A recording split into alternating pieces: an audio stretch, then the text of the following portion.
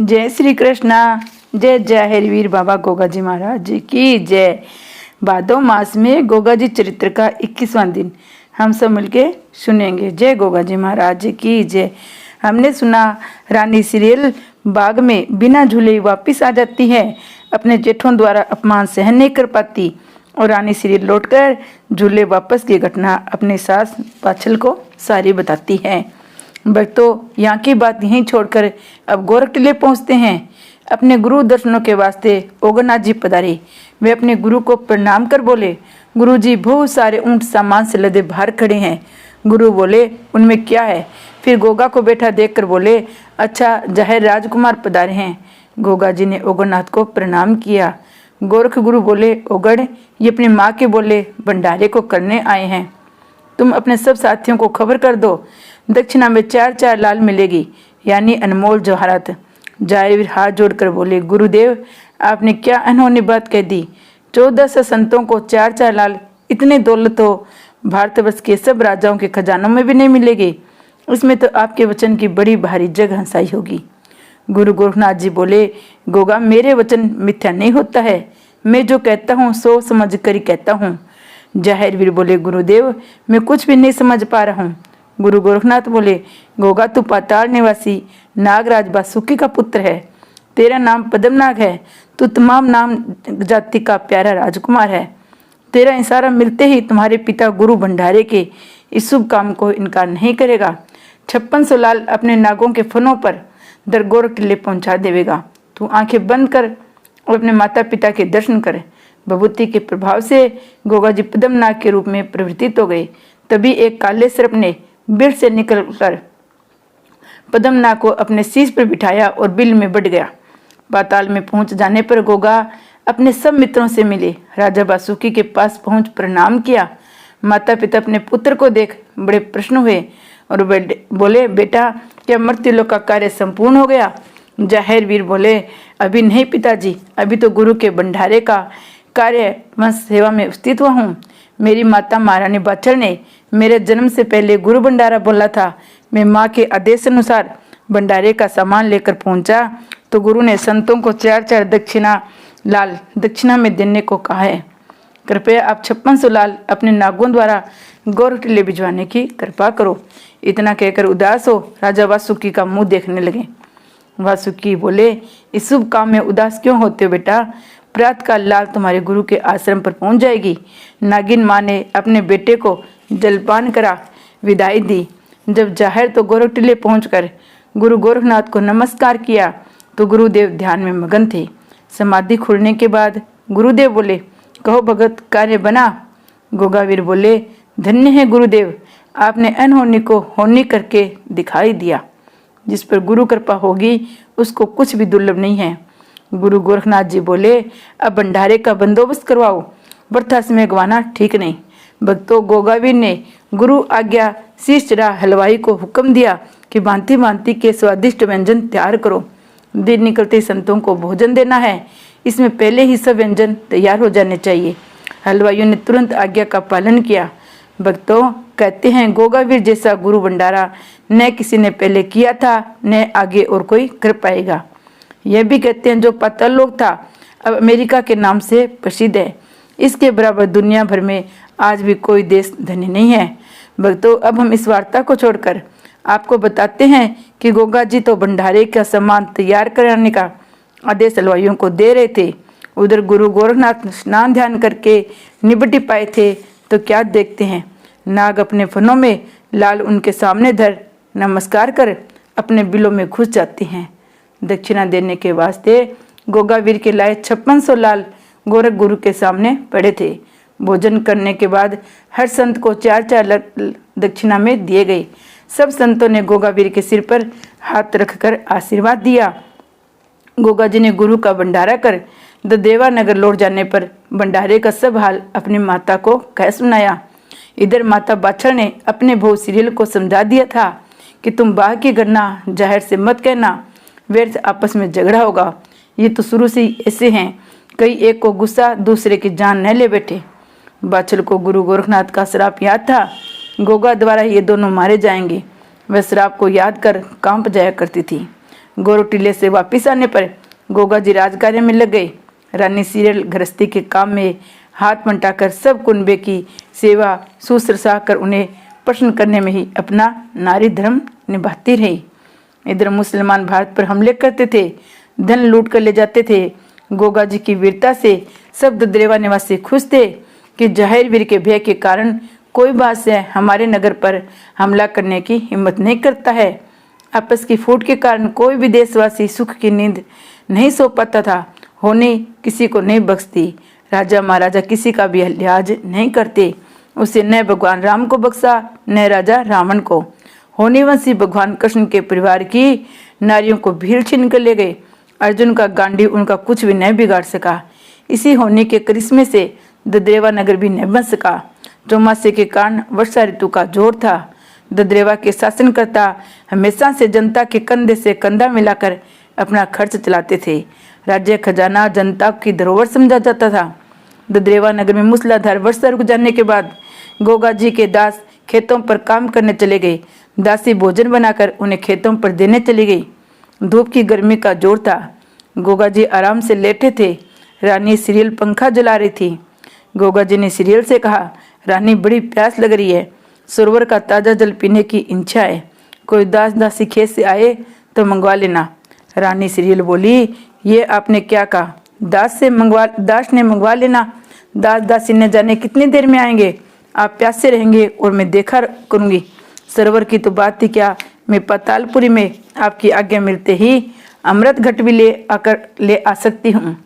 गोगा जी बोले, तुम रानी होकर सरोवर का पानी लेने जाओगी, इस पर जनता क्या सोचेगी? इस पर रानी सीरियल बोली, मैं आपको प्यासा देकर हाथ पर हाथ धरे बैठी रहूं, इसमें मेरा पतिव्रत धर्म क्या नष्ट नहीं होगा? मैं अभी पानी लेकर आई। सीरियल ने घड़ा उठाया, सरोवर की तरफ चल पड़ी। अर्जन सर्जन ने जब सीरियल को सरोवर की तरफ जाते देखा तो गोगा को नीचा दिखाने की गढ़ से सीरियल के पीछे पीछे सरोवर पर जा पहुंचे। रानी सीरियल ने जब घड़ा भरकर सरोवर के बाहर निकाला तो दोनों भाइयों ने उसे जा गिरा। अरे भाभी, तुम्हारी ये दशा, इतने दास दासियों के होते तुम पानी भरने आई हो। लाओ, मैं घड़ा लिए चलता हूँ। ये कहकर अर्जन हाथ थाम घड़ा छीनने लगा। सर्जन ने उसका चीर खींच कर कहा, स्त्रियों के कारण रात दिन युद्ध होते ही रहते हैं, तुम हमारी बन जाओ। गोगा के मरने के बाद तुम किसके सहारे रहोगी? हम दो है, एक मर जाएंगे तो दूसरा तुम्हारी नाव पार लगा ही देंगे। सीरियल हतबुद्धि सी होकर रह गई और ये दोनों इस प्रकार क्यों सरोवर पर अनहोनी बातें कह रही हैं। तभी सर्जन बोला, जल्दी बोलो, क्या इरादा है? राजी से हमारे साथ चल रही हो या तुम्हें जबरदस्ती उठाकर ले चले? रानी सीरियल बोली, आप लोग जेठ होकर जिस प्रकार की बातें कर रहे हो, मैं तुम्हारे बहन बेटी के समान हूँ। मेरे पति महल में है, मेरे देह लगने के कारण वे आ जाएंगे, तुम दोनों भाई बेमौत मारे जाओगे। अर्जुन बोले, क्या हम तेरे पति से डरते हैं जो पति की धमकी दिखा रही हो? रानी सीरियल चतुर थी, उसने समझ लिया ये दुष्ट राजी से नहीं मानेंगे। चालाकी से काम निकाल लेना, अपनी लाज बचानी चाहिए। मैं बोले, जेठ जी, मैं अबला नारी हूँ, उन्होंने सरोवर में पानी मंगवाया है, मैं लेने चली आई। आप जानते हो उनका गुस्सा तेज है, अगर वे आ गए तो न मालूम किसकी मौत पुकार उठेंगे। उन्होंने गुस्से से मुझे ही कत्ल कर दिया तो किसी के लिए कुछ न बन पाएगा, इसलिए मेरी बात मानो, मैं उन्हें पानी पिलाकर और सुलाकर सिंह लौट आऊंगी। जहाँ तुम कहोगे तुम्हारे साथ चलने में मुझे कोई उजर नहीं है। उन दोनों भाइयों को रानी सीरियल की बात पसंद आ गई। सीधी उंगली से घी निकल आए तो व्यर्थ टेढ़ी करने से क्या लाभ है। ऐसा सोचकर रानी सीरियल को उन्होंने जाने दिया। अर्जन सर्जन की बेहदी हरकत के कारण रानी सीरियल कांपती कांपती गुस्से से भरी महल में जा पहुंची और घट को प्लेंडी पर रख झारी में पानी ले गोगा जी के सामने झारी पकड़ा दी। गोगा जी ने हंसमुख चेहरे के बजाय रानी की शक्ल देखी, फिर भी उन्होंने ध्यान न देकर जल पीना शुरू कर दिया।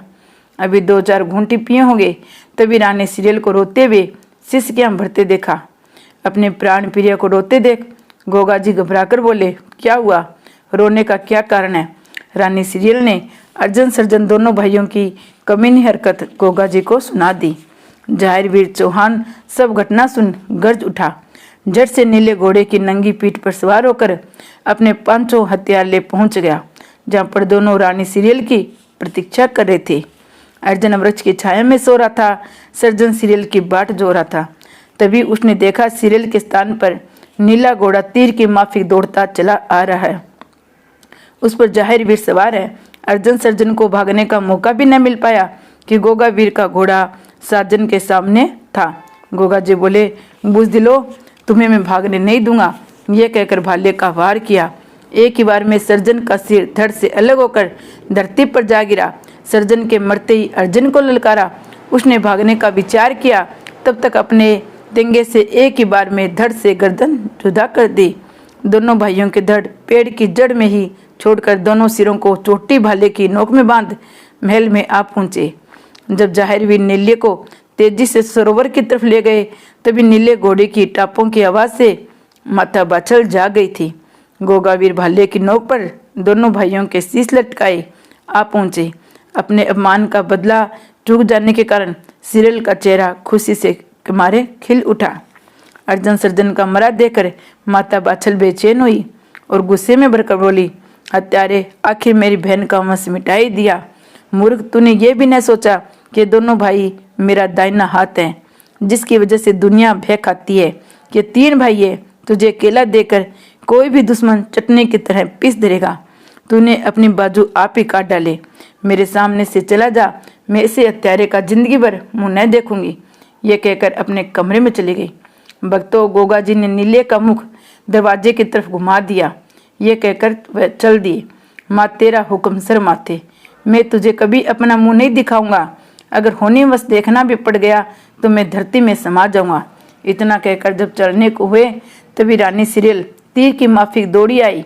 नीले घोड़े की बाग पकड़कर बोली, स्वामी, मेरी क्या खता, मैं यहाँ किसके सहारे रहूंगी? मैं भी आपके साथ चलूंगी। गोगा जी बोले, रानी, मेरा कोई ठिकाना नहीं, मैं तुम्हें कहाँ कहाँ लिए फिरूंगा। रानी सीरियल बोली, तो आप मुझे दर्शन देते रहने की प्रतिज्ञा करें। गोगा जी बोले, रानी, चिंता न करो, मैं नित्य ही तुम्हारे महल में आकर विश्राम किया करूंगा और ये बात किसी को बताना नहीं। रानी सीरियल ने घोड़े की लगाम छोड़ दी, पर अपने पति को विदा करते समय आंखों से नीर बहना जारी हो गया। जाहिरवीर घोड़ा दौड़ाकर गोरख टिले पहुंचे। गुरु चरणों में जा प्रणाम किया। गुरु ने पूछा, कहो भगत, कैसे आयो? अभी तो भंडारा करके गए ही थे। गोगा जी बोले, अंतर्यामी गुरु से कुछ भी नहीं छिपा सकता। मैं सिर्फ इतना ही बता सकता हूँ कि मैं पूर्ण रूप से आपकी शरण में आया हूँ। आप शरण में आए की रक्षा करो। गुरुदेव बोले, गोगा, मैं शरण की बात पीछे पूछूंगा, अभी तो ये पूछ रहा हूँ कि यहाँ क्यों आए हो? गोगा जी बोले, तपस्या करने। गुरु ने कहा, जैसी तुम्हारी मर्जी। गोगा जी दिन में तपस्या करते, रात को प्रतिज्ञा अनुसार सीरियल के महल में पहुंच जाते। ब्रह्म मुहूर्त से पहले ही उठकर सुबह गोरख टेले आ जाते। यही क्रम काफी समय तक चला। रानी बाछल राजकाज करती, मन ही मन झुंझलाती रहती। इधर गोगा जी विचारते, चोरी से देव छिप नहीं सकती, अगर किसी दिन माँ ने देख लिया तब क्या होगा। इसलिए गुरु सेवा में सुबह सुबह ही पहुंच अपनी माँ से हुई प्रतिज्ञा की बात बताई। गुरु गोरखनाथ बोले, बेटा, शास्त्रों का मत है, प्रतिज्ञा करना निभाने वाला व्यक्ति नरलोक में स्थान पाता है। मैं तुम्हें ऐसी राय कभी नहीं दूंगा जो तुम्हारी प्रतिज्ञा टूट जाए। होते होते तीजों का त्योहार फिर आ पहुंचा। रानी सीरियल श्रृंगार कर मांग भरकर तीज झूलने का आज्ञा अपने सास के पास मांगने को पहुंची। बाछल माता अपने बहू का श्रृंगार देखकर बोली, जब मेरा बेटा घर छोड़कर चला गया तो ये हार श्रृंगार किसके लिए पर करती है? रानी सीरियल बोली, माता जी, तुम्हारा बेटा तुमसे रूठ कर चले गए हैं, मेरे पास तो नित्य रात को आते ही हैं। माता बाछल बोली, झूठी कहेंगी, मैं जब तक अपनी आंखों से नहीं देख लूं सच नहीं मान सकती। रानी सीरियल और बाछल तथा पड़ोस की सब स्त्रियां तीज झूलकर बाग से लौटी रही थी। रानी बाछल भोजन करके अपने कक्ष में सो गई। अपनी प्रमुख बांदी मुंगादे को वहीं पर छोड़ दिया और बोली, जाहिरवीर जब आने लगे तो मुझे जगा देना, मैं उससे 2 बात करूंगी। गोगा जी रोज की तरह आज भी ठीक समय पर रानी सीरियल के कक्ष में आए। रात भर आराम किया। सुबह को जब जाने हुए तभी मुंगादे ने माता बाछल को खबर दी कि आपका बेटा जाने वाला है, पो फट चुकी है। मुख्य द्वार के पास ही वह नीले घोड़े पर चढ़ी रहे थे। तब तक माता बाछल आ पहुंची। वह चाहती थी बेटा मेरे चरण छूकर क्षमा मांगे, मगर जाहिरवीर ने माता को बोल सुनते ही मुंह फेर लिया। इतने में काछल भी आ पहुंची और बोली, बहन, जो होना था वो हो गया, तो क्यों कुटुंब का बेड़ा गर्क करने पर तुली है। अगर गोगा को तू नहीं मना सकती तो मैं बनाए लेती हूँ। तुम्हारे किले से अर्जन सर्जन तो आ नहीं पाएंगे। मौसी काछल और माता बाछल की बातें करते देख। गोगावीर ने घोड़ा बढ़ा दिया। काछल आवाज देती रही। घोड़सवार भी दौड़ाए, मगर नीले को दौड़ के सामने सब पिछड़ गए। आगे भारी दलदल था। हमारे जाहिरवीर में नीले घोड़े के दलदल में बीच धरती में समा गए। नीले घोड़े ने बहुत जोर लगाया, पर होने वह सब जोर व्यर्थ गया। माता बाछल व मौसी काछल घुड़सवार देखते ही रह गए, परंतु वे दोनों गुरु भाई गोगा और नीला घोड़ा धरती में समा गए। गोगा जी का भाला दवजा ही दिखाई देती रही।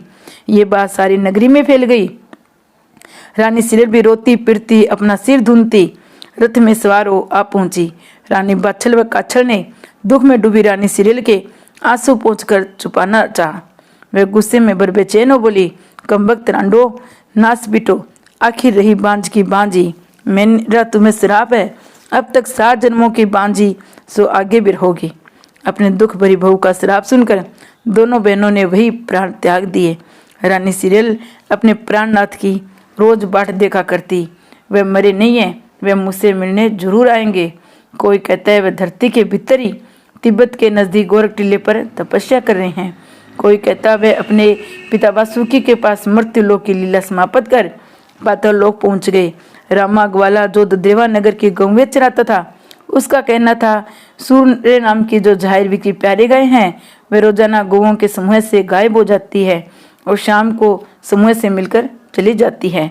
एक दिन जब ग्वाले रामा ने देखा कि गाय बड़ी तेजी से समाधि की तरफ दौड़ी जा रही थी, तो रामा ने भी इसके पीछे दौड़ाई। उसने क्या देखा, जिस स्थान पर गोगा जी भूमि में समाये थे वही आकर रुक गई और रामा ने वृक्ष की आड़ से देखा, धरती फटी, एक खूबसूरत बालक प्रकट हो गाय के थन को मुंह लगाकर दूध पी धरती में समा गया। रामा ने जब गौर से उस बालक की सूरत देखी तो वह अपने गोगा चौहान उसे दिख पड़े। उसने वापस ददेवा में खबर दी। रानी सिरल रामा से बोली, भैया मुझे भी दर्शन करा दो। उसने रानी सिरल और बांदी मुंगादे को जाल वृक्ष की आड़ में जा छिपाया। सूर्य गाय रंबाती हुई आई और टीले पर आकर रुक गई। जय गुरु गोरखनाथ जी महाराज की जय। जय गोगा जी महाराज की।